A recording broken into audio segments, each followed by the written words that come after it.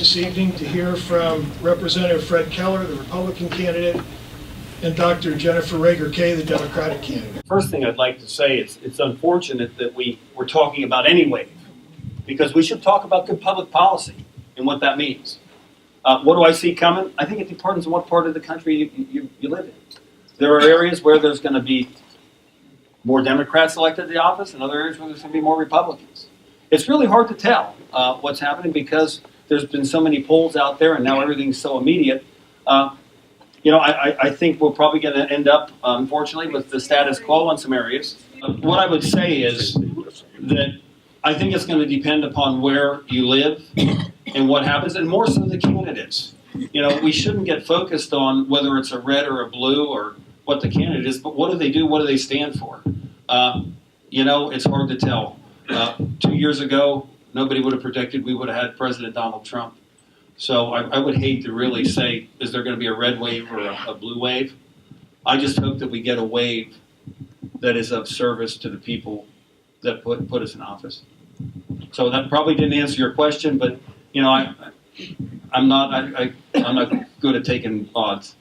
So I'm not a gambler. So I would just say that I would encourage everybody to go out, investigate the candidates. Again, do not listen to what one campaign's saying about the other. Do your homework. Do your homework and look at who's putting the information out and what they're saying. And I have the confidence that when people do that, they will elect the people with which they agree. No, I don't think that either a red or a blue wave will affect my candidacy. Which one I think would happen is a young wave. I think that's what we're going to see. We're going to see the young people across the nation. 17 million of them turn 18 in time to vote this year, and they will be the ones that decide what wave we're going to see. It's going to be the young people that have sat back and witnessed what has happened in the last 4, 8, 10, 12 years, and they're the ones that are going to be the deciding factor. Red, blue, purple, green, whatever you want to call it, it's not something that I think affects my campaign, because honestly, on none of my literature will you see me claiming to be a specific party and me speaking bad about another specific party.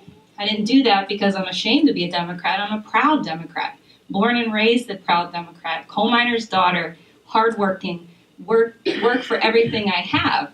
But I certainly think that it's important to remember, again, when we start putting labels on people as whether it's going to be a blue wave or a red wave, we forget the fact that people have their own mind to make their own decision.